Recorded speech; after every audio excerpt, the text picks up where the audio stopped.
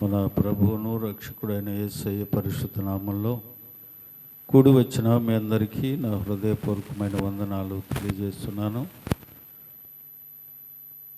కొద్దిసేపు దేవుని మాటలు విందాం. పరిశుద్ధ గ్రంథము నుండి మత్తయి సువార్త 7వ అధ్యాయము 24-25 వచనాలు చదువుకుందాం. మత్తయి సువార్త 7వ అధ్యాయము 24-25 వచనాలు చదువుకుందాం. కాబట్టి నా మాట విని వాటి చొప్పున చేయు ప్రతి వాడును బండ మీద తన ఇల్లు కట్టుకొనిన బుద్ధిమంతుని పోలియుండును. వాన కురిసెను, వరదలు వచ్చెను, గాలి విసిరి ఆ ఇంటి మీద కొట్టనైను గాని దాని పునాది బండ మీద వేయబడిన గనుక అది పడలేదు. ప్రార్థన చేసుకుందాం. ప్రభువా నీకు వందనాలు. ఈ ఉదయకాల సమయాన్ని పాద సన్నిధిలో చేరి ఇప్పటి వరకు నాయన మిమ్మల్ని స్తుతించి మహింపరిచి గణపరిచాం. ప్రభువా కొద్దిసేపు నీ మాటలు వినాలని ఆశతో ఉన్నాం. ఈ చదవబడిన లేఖన భాగం నీ బిడ్డలకు వివరించే జ్ఞానం నాకు లేదయ్యా.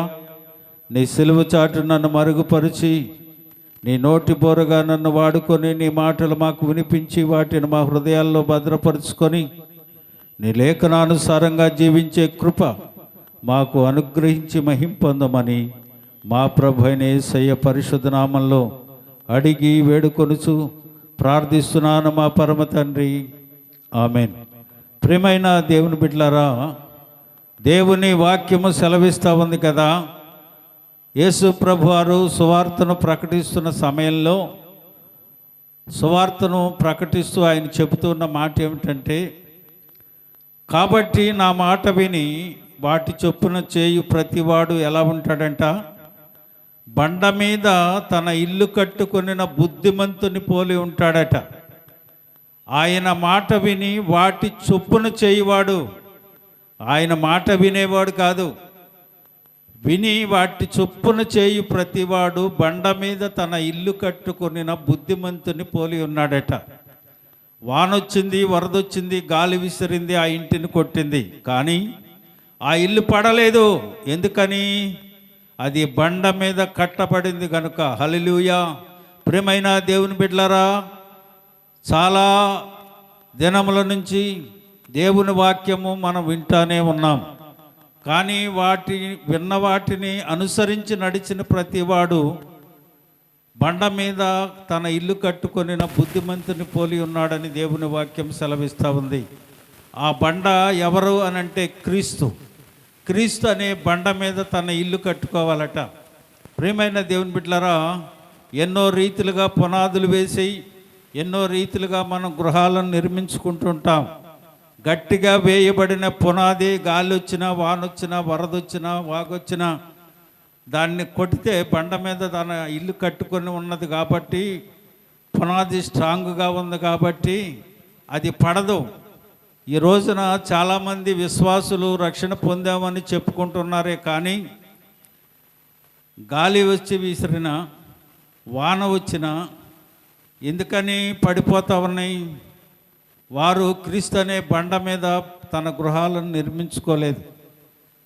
క్రీస్తు అనే బండ మీద తన గృహాలు వారు కట్టుకొనలేదు కనుక వాన విసిరినా, వరదొచ్చినా, గాలి విసిరినా అది పడిపోద్ది. కానీ ఎవరైతే బండ మీద తన ఇల్లు కట్టుకుంటారో వారు బుద్ధిమంతుని పోలిన వారుగా ఉంటారని దేవుని వాక్యం సెలవిస్తూ ఉంది. అలాగనే మన గృహాలు, విశ్వాస యొక్క గృహాలు ఏ రీతిగా ఉండాలో దేవుడు పరిశుద్ధ గ్రంథంలో స్పష్టంగా, సూటిగా, తేటగా రాసి పెట్టాడు. ఏ గృహము ఏ రీతిగా ఉండాలి, మన గృహాలు ఏ రీతిగా ఉండాలి అనే విషయాలు కొన్ని పరిశుద్ధ గ్రంథంలో పరిశీలించి తెలుసుకుందాం ఈ ఉదయకాల సమయం. మొదటిగా మన గృహం ఎలా ఉండాలి అని అంటే రక్షణ పొందిన గృహంగా ఉండాలి. హల్లెలూయా. అపోస్తుల కార్యాలు 16వ అధ్యాయము 31వ వచనాన్ని మనం చూసినట్లయితే, అందుకు ప్రభు అయిన యేసునందు విశ్వాసముంచుము, నీవును నీ ఇంటి వారును రక్షణ పొందుదురని దేవుని వాక్యం సెలవిస్తూ ఉంది. మన గృహాలు ఎలా ఉండాలి అని అంటే ప్రభు అయిన యేసునందు విశ్వాసం ఉంచిన గృహాలుగా, రక్షించబడిన గృహాలుగా ఉండాలి. లూకాసు వార్త 19వ అధ్యాయం 9వ వచనంలో అక్కడ జక్కయ్యను గురించి చెప్పబడుతూ ఉంది. అందుకు ఇతడును అబ్రహాము కుమారుడే, ఎందుకనగా నేడు ఈ ఇంటికి రక్షణ వచ్చింది. హల్లెలూయా. అబ్రహాము ద్వారా ఆశీర్వదించబడే గృహాలు ఏవి అనంటే అబ్రహాము కుమారుడిగా పిలవబడే వారంగా మనం ఉండాలి. ఆ గృహము దీవించబడద్ది, ఆ గృహము ఆశీర్వదించబడద్ది, ఆ గృహము బండ మీద కట్టినదిగా ఉంటుంది. ఎందుచేతనంటే క్రీస్తు అనే బండ మీద ఆ గృహము నిర్మించబడింది. రక్షణ కలిగిన గృహంగా మన గృహాలు ఉండాలి. రక్షణ పొందిన గృహముగా మన గృహం ఉండాలి. అలాగనే చూడండి, ఒక తీర్మానం చేసుకున్న గృహంగా మనం గృహం ఉండాలి. యెహోషువ గ్రంథం 24వ అధ్యాయము 15వ వచనాన్ని మనం చూసినట్లయితే, మీరెవరిని సేవించుకున్నను నాకు అనవసరం, నేనును నా ఇంటి వారిని మాత్రం యెహోవాను సేవించదమని యెహోషువ చెబుతున్నాడు. హల్లెలూయా. కనాను దేశంలోనికి వచ్చారు, స్వాస్థ్యాలు వారు పంచుకున్నారు, ఎవరి స్వాస్థ్యాలు వారికి అప్పగించేశాడు. అక్కడ చెబుతున్న మాట ఏమిటంటే, మీరెవరిని కోరుకున్నను నేనును నా ఇంటి వారిని మాత్రం యెహోవాను సేవిస్తాము అని దేవుని వాక్యం సెలవిస్తూ ఉంది.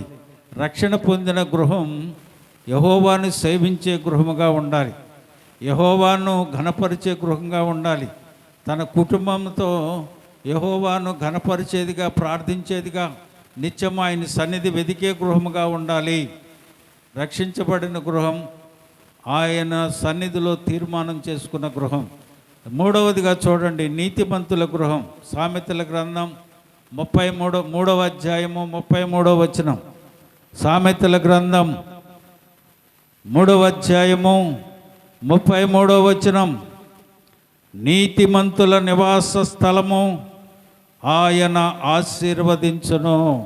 రక్షించబడిన గృహం, తీర్మానం చేసుకున్న గృహం, అలాగనే నీతిమంతులు కలిగిన గృహముగా ఉండాలి. నీతిమంతుల గృహముగా నీ ఉన్నప్పుడు నీ నివాస స్థలమును ఆయన ఆశీర్వదిస్తాడట. హల్లెలూయా. ప్రియమైన దేవుని బిడ్డలారా, ఈ ఉదయకాల సమయం దేవుని వాక్యాన్ని వింటున్న నీవు, నీ గృహము ఏ రీతిగా ఉందో నీవు పరీక్షించి చూసుకోవాలి. నీతిమంతుల నివాస స్థలం ఆయన ఆశీర్వదిస్తాడు. నీతిమంతుల ఇల్లు నిలుస్తుంది. నీతిమంతుల ఇల్లు గొప్ప ధననిధిగా ఉంటుంది. నీతిమంతుల గుడారములో రక్షణ గూర్చిన ఉత్సాహ సునాదము వినబడును. యెహోవా దక్షిణ హస్తము సాహస కార్యములు చేయును. హల్లెలూయా. ఆ రీతిగా నీవు ఉండగలిగితే, నీతిమంతుని గృహముగా నీవు ఉంటే, నీ గృహము ఉత్సాహ సునాదాలు వినబడతాయి. అక్కడ దేవుని దక్షిణ హస్తము సాహస కార్యములు చేయునని దేవుని వాక్యం సెలవిస్తూ ఉంది. ప్రియమైన దేవుని బిడ్డలారా, ఈ దినం నీ గృహము ఏ రీతిగా ఉందో నిన్ను నీవే పరీక్షించుకో. 4వదిగా సువాసన కల గృహముగా ఉండాలట. సువాసన వెదజల్లాలట మన గృహాలలో. చూడండి, యోహాను సువార్త 12వ అధ్యాయము 3వ వచనంలో, అప్పుడు మరియా మిక్కిలి విలువగల అచ్చటి జటమాంసి అత్తరు సేరున్నర ఎత్తు తీసుకొని యేసు పాదములకు పూసి తన తల వెంట్రుకలతో ఆయన పాదములు తుడిచెను. ఆ ఇల్లు అత్తరు వాసనతో నిండెను. హల్లెలూయా. సువాసనను వెదజల్లుతూ ఉందట ఆ ఇల్లు. సువాసనను వెదజల్లే గృహం, సువాసన కలిగిన గృహం. చూడండి, సువాసన అంటే 2వ కొరింథీ పత్రిక 2వ అధ్యాయము 15వ వచనంలో ఒక చక్కని మాట చెప్తాడు. రక్షించబడిన వారి పట్ల, నశించు వారి పట్లను దేవునికి క్రీస్తు సువాసన అయి ఉన్నాను అని అంటాడు. నీవు అతరు చెమ్ముకొని ఇంట్లో ఉంటే వాసన కాదది. రక్షించబడిన క్రీస్తు సువాసన వెదజల్లాలట. అక్కడ చెప్తా ఉంది వాక్యం. 2వ కొరింథీ పత్రిక 2వ అధ్యాయము 15వ వచనంలో, రక్షించబడి వారి పట్లను, నశించు వారి పట్లను మేము దేవునికి క్రీస్తు సువాసన అయి ఉన్నాము అని అంటుంది వాక్యం. ప్రియమైన దేవుని బిడ్డలారా, క్రీస్తు సువాసన వెదజల్లే గృహాలుగా, క్రీస్తు ఆ గృహంలో సువాసననిచ్చేవాడిగా ఉండాలి. ఆ రీతిగా నీ గృహం ఉంటా ఉందో లేదో ఒక్కసారి పరీక్షించుకో. రక్షించబడిన గృహం, తీర్మానం చేసుకున్న గృహం, నీతిమంతుల గృహం, సువాసన వెదజల్లే గృహం, తర్వాత ఆశీర్వాదానికి కారణమైన గృహం. 1వ దశలోనికి పత్రిక 13-14 వచనాలు, 13వ అధ్యాయము 14వ వచనం మనం చూసినట్లయితే, దేవుని మందసము, మొదటి దినవృత్తాంతాల గ్రంథం 13వ అధ్యాయము 14వ వచనం. దేవుని మందసము ఉబేదెదోము ఇంటిలో అతని కుటుంబమునొద్ద 3 నెలలు ఉండగా యెహోవా ఓబేదెదోము ఇంటి వారిని అతని సొత్తంతటిని ఆశీర్వదించను. హల్లెలూయా.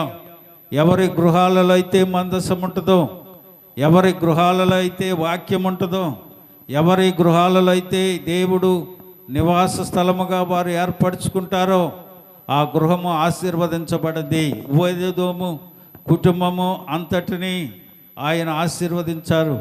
ఓబేదెదోము ఇంటి వారి అంతటిని, అతని సొత్తంతటిని దేవుడు ఆశీర్వదించాడట. ప్రియమైన దేవుని బిడ్డలారా, దేవుని మందసం మన ఇంటిలో ఉందా లేదో ఒక్కసారి మనలను పరీక్షించుకోవాలి. ఉన్నట్లయితే ఆ కుటుంబం ఆశీర్వదించబడతా ఉందని దేవుని వాక్యము సెలవిస్తూ ఉంది. చూడండి, 132వ కీర్తన 8వ వచనంలో వాక్యం సెలవిస్తూ ఉంది, యెహోవా లెమ్ము, నీ బల సూచకమైన మందసంతో కూడా నీ విశ్రాంతి స్థలములో ప్రవేశించుము అని అంటుంది వాక్యం. ఎక్కడైతే దేవుని ఉంటాడో, ఎక్కడైతే దేవుని మందసం ఉంటుందో ఆ గృహము ఆశీర్వదించబడద్ది, ఆ గృహము దీవించబడద్ది. కనుక ఆ మందసాన్ని నువ్వు కోరుకొని, మందసమైన దేవుని నువ్వు కోరుకొని నీ ఇంటిలో గృహంలో దాన్ని నివాస స్థలముగా చేసుకున్నట్లయితే కుటుంబము ఆశీర్వదించబడతా ఉందని దేవుని వాక్యము సెలవిస్తూ ఉంది.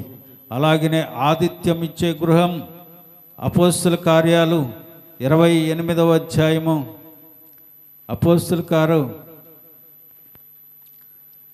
28:7, పోపి అనొకడు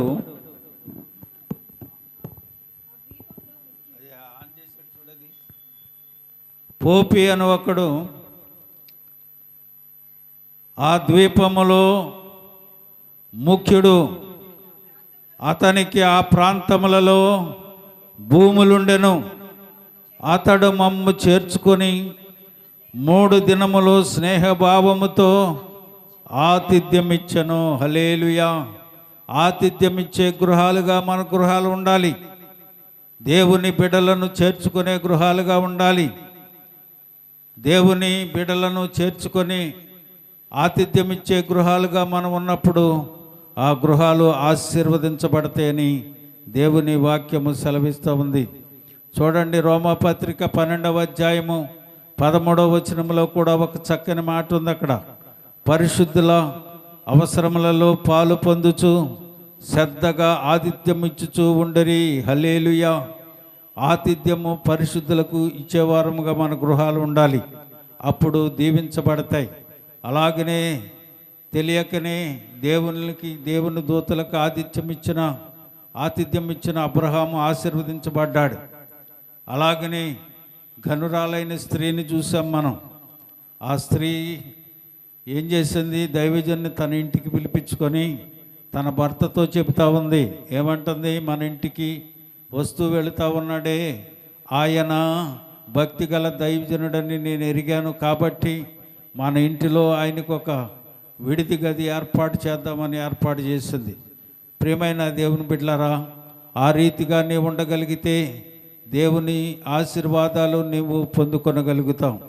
తర్వాత జ్ఞానము గల ఇల్లు, సామెతల గ్రంథము 14వ అధ్యాయము 1వ వచనం, జ్ఞానవంతురాలు తన ఇల్లు కట్టును, యెహోవా యందు భయము జ్ఞానమునకు మూలమని సెలవిస్తూ ఉంది. జ్ఞానమును విడవకు ఇండినలా అది నిన్ను కాపాడుతుందని దేవుని వాక్యం సెలవిస్తూ ఉంది. జ్ఞానవంతురాలవై నీ ఇల్లు కట్టుకునే దానివిగా ఉండాలి. జ్ఞానం అంటే దేవుని భయం కలిగిన వ్యక్తిగా నువ్వు ఉండాలి. ఆ రీతిగా నువ్వు ఉంటే దేవుడు నిన్ను ఆశీర్వదిస్తాడు. మొదటిగా రక్షణ పొందిన ఇల్లు, రెండవది ఒక తీర్మానం చేసుకునే ఇల్లు, మూడవది నీతిమంతుల ఇల్లు, నాలుగవది సువాసన కలిగి ఇల్లు, ఐదవది ఆశీర్వాదకరమైన ఇల్లు, ఆరవది ఆతిథ్యం ఇచ్చే ఇల్లు, ఏడవది జ్ఞానము కలిగిన ఇల్లు, ఎనిమిదవది యథార్థవంతుల ఇల్లు. సామెతల గ్రంథం 14వ అధ్యాయము 14వ వచనం 11వ వచనం. సామెతల గ్రంథం, భక్తిహీనుల ఇల్లు నిర్మూలమగును, యథార్థవంతుల గుడారం ఏమవుతుందట? వర్ధిల్లుతుంది. హల్లెలూయా. నీ కుటుంబంలో నీ బిడ్డలు వర్ధిల్లాలి, నీ యజమానుడు వర్ధిల్లాలి, నీకు దేవుడు అనుగ్రహించిన సర్వ సంపద్యము వర్ధిల్లాలి, అభివృద్ధి చెందాలి అని అంటే ఎలా ఉండాలట? నీవు యథార్థత కలిగిన దానివిగా, యథార్థత కలిగిన వాడివిగా నీవు ఉంటే దేవుడు నీ ఇంటిని ఆశీర్వదిస్తాడు. అలాగున మనం ఉండాలి. 2వ దినవృత్తాంతాల గ్రంథం 16:9 ఒక చక్కని మాట చెప్తాడు అక్కడ. తన ఎడల యథార్థవంతులు గలవారిని బలపరచుటకై యెహోవా కనుదృష్టి లోకమందంతటను సంచారము చేస్తూ ఉందట. యథార్థవంతుల ఇల్లును దేవుని కనులు వెతుకుతా ఉన్నాయి. ఎక్కడైతే యథార్థత, ఏ గృహంలో అయితే యథార్థత ఉంటుందో దేవుడు ఆ గృహాన్ని ఆశీర్వదిస్తాడని ఈ ఉదయకాలం దేవుని వాక్యం ద్వారా దేవుడు మనల్ని హెచ్చరిస్తూ ఉన్నాడు. కనుక ప్రియమైన దేవుని బిడ్డలారా, ఏమంటాడు? నీవు పవిత్రుడవై, 8:6 చెప్తాడు, నీవు పవిత్రుడవై యథార్థవంతుడవైన ఎడల నిశ్చయముగా ఆయన నీ యందు శ్రద్ధ నిలిపి నీ నీతికి తగినట్లుగా నీ నివాస స్థలాన్ని ఆయన వర్ధిల్ల చేస్తాడు. హల్లెలూయా. కనుక ప్రియమైన దేవుని బిడ్డలారా, యథార్థత కలిగిన గృహాలకు దేవుడి ఆశీర్వాదం దొరుకుతుంది. ఆ గృహాలను ఆకాశమందున్న దేవుడు తన కన్నుదృష్టి చేత పరిశీలన చేస్తున్నాడు అన్న సంగతిని ఈ ఉదయకాల సమయం జ్ఞప్తి తెచ్చుకొని, యథార్థత కలిగిన దానివిగా, నీతిని కలిగిన వాడవుగా, జ్ఞానము గల స్త్రీగా, జ్ఞానం కలిగిన వారుగా నీ ఉంటే దేవుడు నీ గృహాలను నీ ఆశీర్వదిస్తాడు. ఆశ్రయం ఇచ్చే గృహం. 2వ రాజుల గ్రంథం 4వ అధ్యాయము 9వ వచనం 10వ వచనాన్ని మనం చూస్తే అక్కడ ఘనురాలైన స్త్రీని మనం చూస్తాం. ఆశ్రయం ఇచ్చినది ఆ స్త్రీ కాగా, ఆమె తన పెనిమిటిని చూసి, మన యొద్దకు వచ్చి పోవుచున్నవాడు భక్తిగల దైవజుడని నేను ఎరుగుదును, కావున మనము అతనికి గోడ మీద ఒక చిన్న గది కట్టించి అందులో అతని కొరకు మంచము, బల్ల, పీట, దీపస్తంభమును ఉంచుదము. అతడు మన యొద్దకు వచ్చినప్పుడల్లా అందులో బస చేయవచ్చును. హల్లెలూయా. ఆశ్రయము అక్కడ ఏర్పాటు చేసింది. ఇదిగో మనం కట్టిన ఈ గృహంలో ఆయన బస చేస్తాడు. కనుక మనం ఇక్కడ సిద్ధపాటు చేద్దాం. ప్రియమైన దేవుని బిడ్డలారా, ఈ ఉదయకాల సమయం దేవుని యొక్క వాక్యాన్ని వింటున్న నీవు ఏ రీతిగా నీ గృహం ఉన్నదో నీవు ఒకసారి పరీక్షించుకో. అలాగనే చూడండి, యోగ్యమైన గృహం. మత్తయి సువార్త 10వ అధ్యాయము 13వ వచనం. ఆ ఇల్లు యోగ్యమైనదైతే సమాధానము దాని మీదకి వచ్చును, అది అయోగ్యమైనదైతే మీ సమాధానము మీకు తిరిగి వచ్చును. యోగ్యమైన గృహము కలిగి ఉంటే దేవుడు మనకిచ్చే సమాధానం దేవుని దైవజన్య ద్వారా మన గృహాల్లో ప్రవేశిస్తుంది. అది అయోగ్యమైనదైతే దేవుడు దైవజనునికి ఇచ్చిన ఆ సమాధానం వారి వెంట తిరిగి వెళుతుందని దేవుని వాక్యం సెలవిస్తూ ఉంది. ఈ ఉదయకాల సమయం ప్రతి గృహాలను గురించి మీకు తెలియజేశా.